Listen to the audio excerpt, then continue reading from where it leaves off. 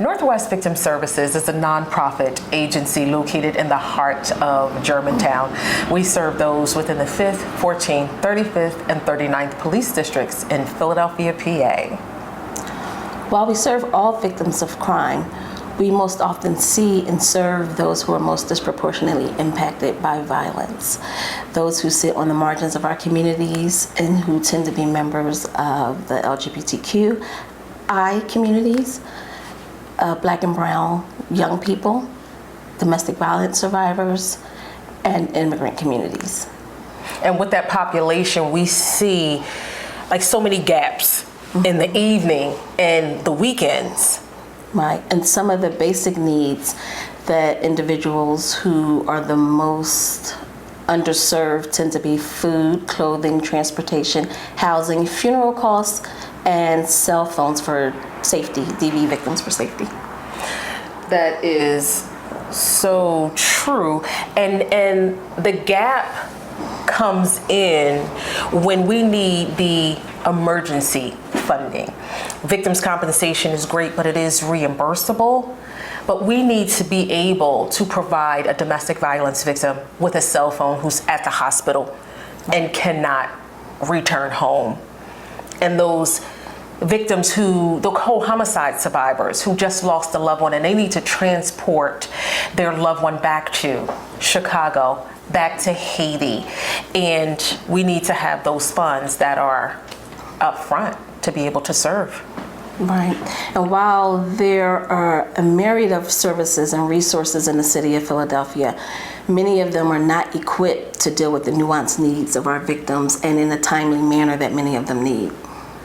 And we sit here before you in a very unique position, Toby being the previous executive director and I being the current executive director. We're still seeing these gaps and they must be filled. Absolutely. Northwest Victim Services has a great referral system. We receive referrals daily of all the crimes that have occurred the day before. We receive those from the police departments, the 4 that are in our area, but we work very closely with Temple University Hospital, Einstein. Those referrals come to us daily, and unfortunately we have to be in contact with funeral directors at some time. You will hear firsthand as to why Northwest Victim Services needs this grant. Please sit back and listen to these individuals. So working at Einstein Hospital, we see a patient population that is very diverse. We see a lot of minority patients, and in particular, we see that these patients are below the federal poverty level in many cases.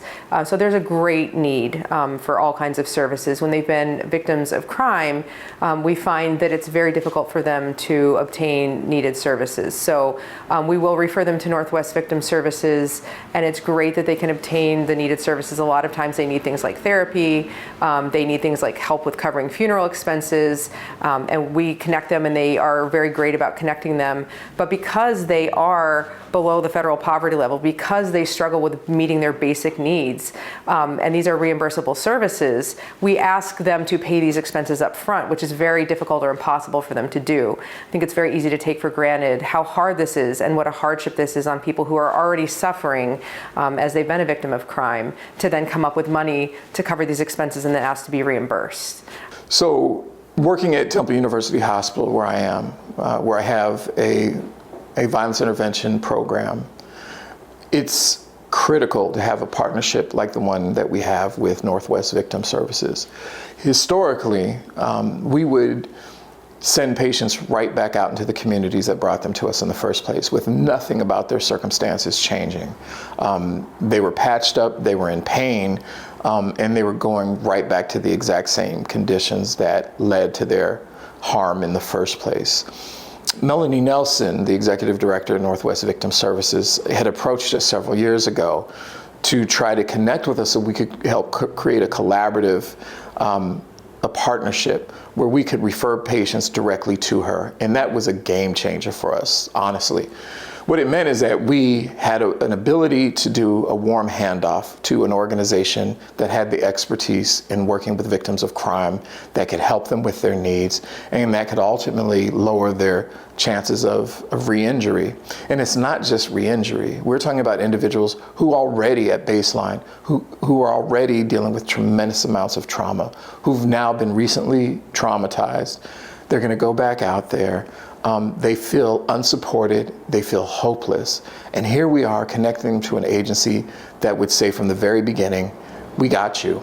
I've been a resident of Philadelphia since 1984, and I really love the city of Philadelphia. And I've seen how much it's changed since 1984.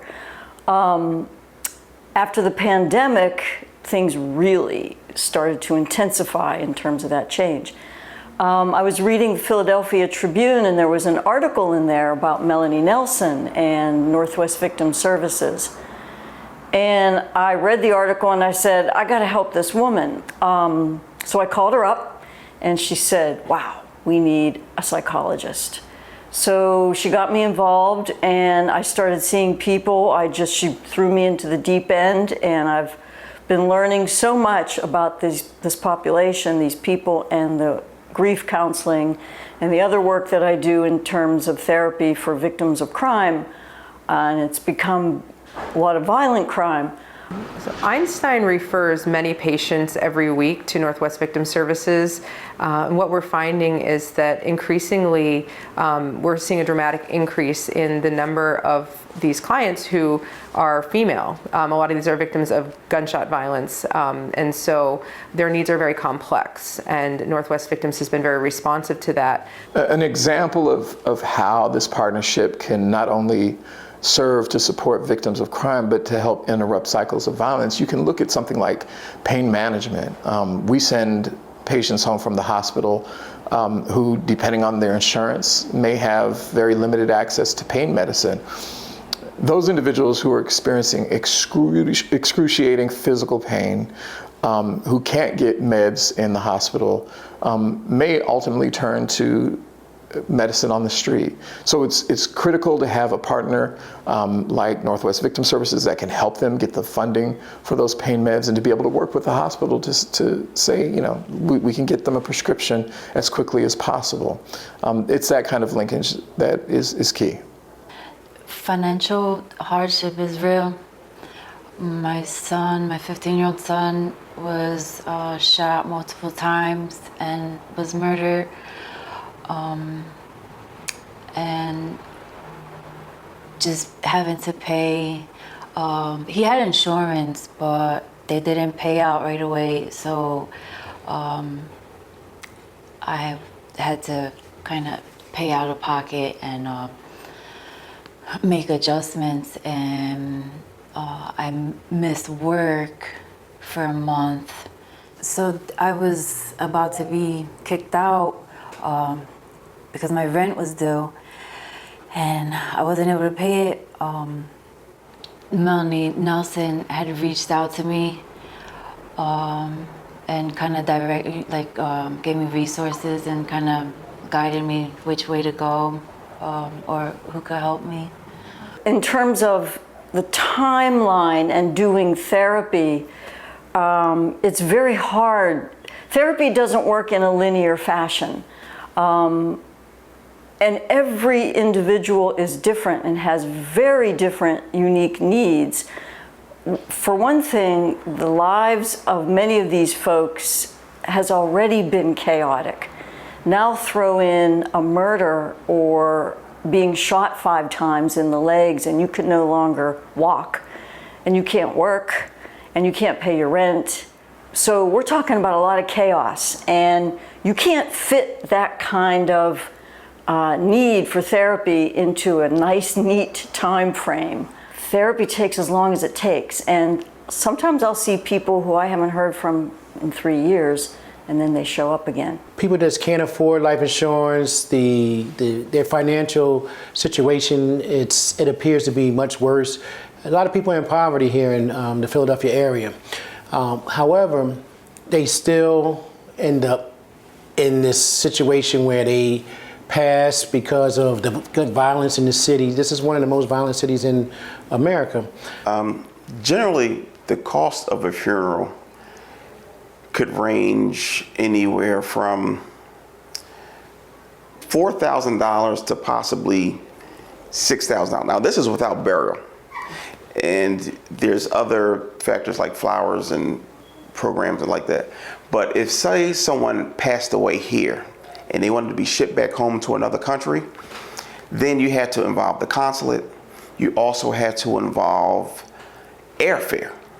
Now, no one can predict the price of airfare. It is what it is, it's market price, and it depends on where you're going, just as if you're planning a flight to go anyplace else. So that could range, I'm gonna say on average, maybe about $800 in addition to the funeral costs. Now, these funds have to be paid up front. The airline has to be paid up front. The cost of funerals have went up 20% since COVID. And the cost of cemeteries has also went up 20% since COVID. Everything has increased since COVID. Even transportation has increased since COVID. And a lot of families need to get their loved ones back to their home state because they like to bury them with their mother or their father or their significant other. And they just don't have that kind of funds. Crime victims, when they wait to pay or get reimbursed, those monies aren't there. So for these families who need these funds, they have to put these funds up front because the funeral home can't afford to do that because they'll go out of business. They'll bankrupt the funeral home. So you can't continue to run your business in that manner. Many funeral homes are not accepting families who cannot afford funerals because of the extended delay in the process of them being reimbursed by the Victims' Compensation Program. In religious practices, the Islamic community normally buries within 3 days. So there's an immediate need to have those funds up front. It's the financial burdens just on top of already experiencing and going through those traumatic events. It really makes it unbearable. But if we could eliminate that extra step of having to get creative and having to find ways to work with the families on this and just have money available to provide these things for these people in their greatest hour of need, I think that would be a great service to people and really take a burden off their plate when they're suffering the most. And one of the things that was so unique about Northwest Victim Services and this partnership we created is they would come to the hospital while the patient was still in the hospital and meet them at the bedside. So imagine being an individual who's been shot or stabbed or violently injured, who feels like the world has kind of turned on them, and then to have an advocate show up before you've even been discharged from the hospital to say, listen, you don't have to wonder about what you do next because I got this. That was, for the patients, was a game changer, and for the staff and for the hospital, it was a game changer. And this is a two-way street. This is a partnership where Melanie and her staff can reach out to the hospital and say, my client needs this, and we can work with them to get that patient exactly what they need. Northwest Victim Services has an awesome team of advocates who have the passion and experience to provide the highest level of services and support to victims of crime. Here's some of their thoughts about the work that they're doing.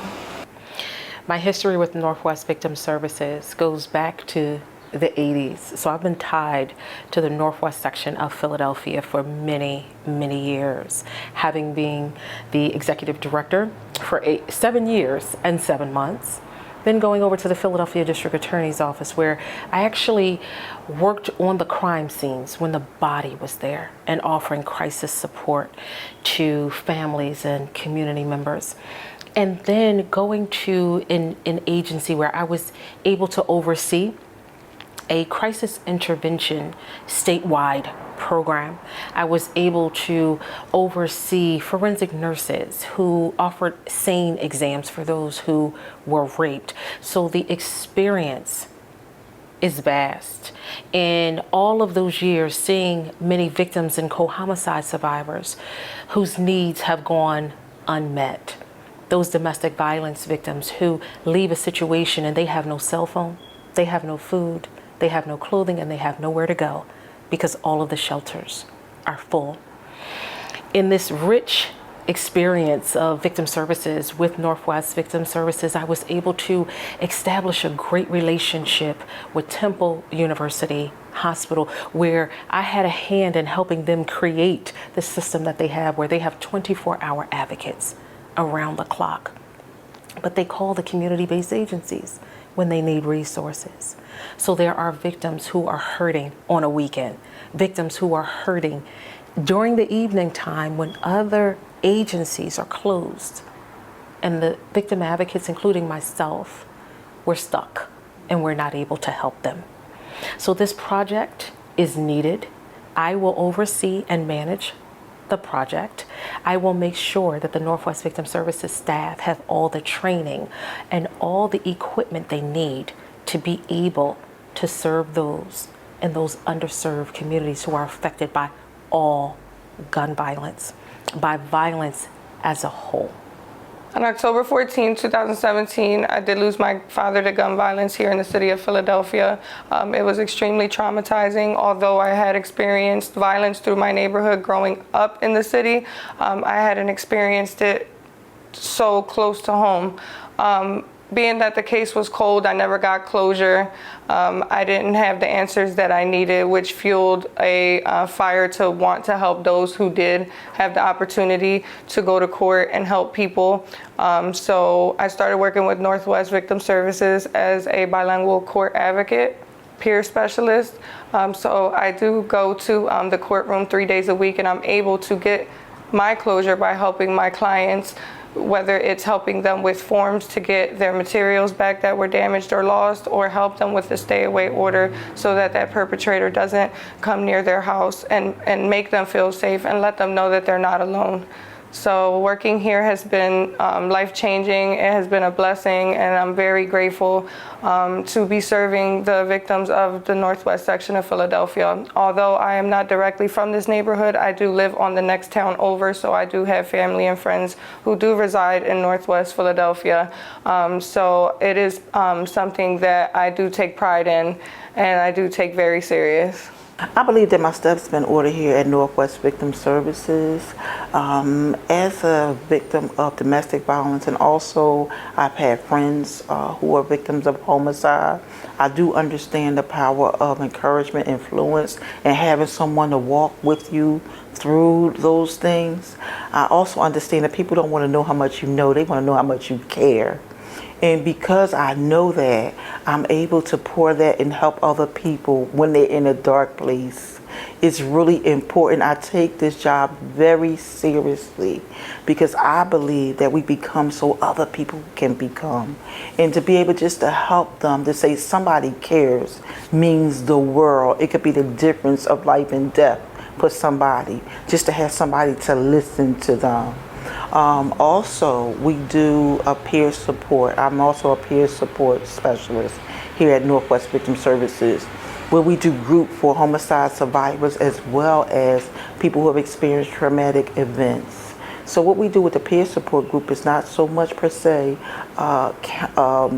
therapeutic, like far as counseling is concerned, but we kind of mesh with the people, help them through some of their issues. We have groups to support one another, to encourage one another, and also just a component of bonding and letting them know that we care. So I am a certified peer specialist, so this helps me to be able to understand how to do groups and also how to encourage people. You know, so that's what we do here at Northwest Victim Services.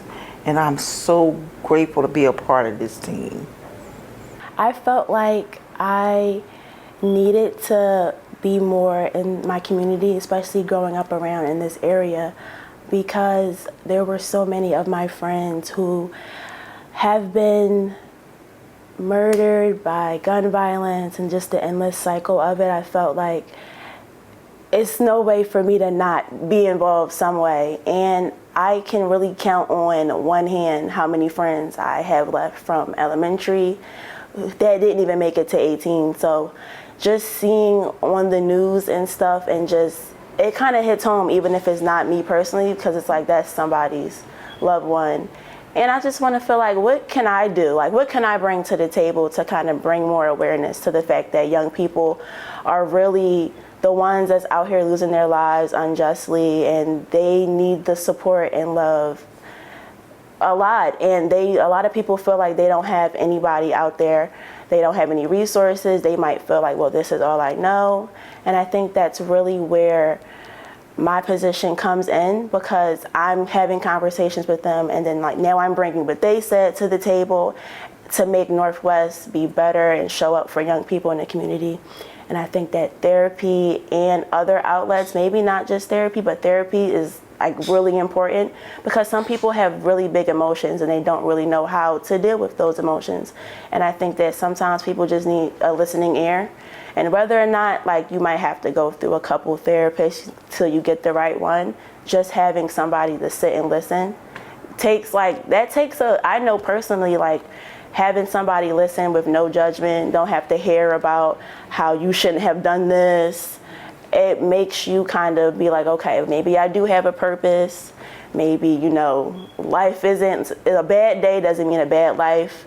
But if you don't have that, you're going to think that this is the end.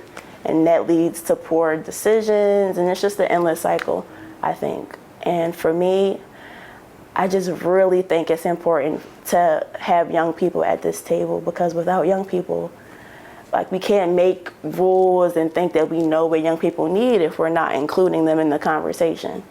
So one of the things that keeps me going is to be able to help people, especially with domestic violence. We have women that might come with their babies in their arms, with one shoe on, with nothing. And to be able to help them through that process, get them placed, to be able to help them with clothing and food and things like that means the world. But sometimes it can be kind of discouraging when we can't do that. We don't have the means to do that. And it's very discouraging, because I might have someone here and I have nowhere for them to go. They have to do, mind you, they just came out of a traumatic situation and they have to do an interview somewhere for 20 minutes. They have no clothes. They have nothing. And what's really discouraging is some of them have to go back into the same situation that they came out of, because we don't have the proper resources to help them. I think that having a black male therapist would be really like fundamental to just so many things that we're trying to do here, because we serve a lot of young black men who don't feel represented in a lot of ways, and they don't feel comfortable to confide, especially because if we have all women staff, they might not want to seem weak, or like, how that stigma is around being vulnerable. And I think that it's really important for them to have someone that looks like them, that maybe they can see themselves in and be like, oh wait, like you look like me and you could be a therapist. And if they're in a community where there's not a lot of resources, how would they be able to afford a therapist that can really tap into what it means to be a young black boy in these poverty-stricken areas? And they might feel like they have a connection, and maybe that leads them to make better decisions and maybe go on to be something great.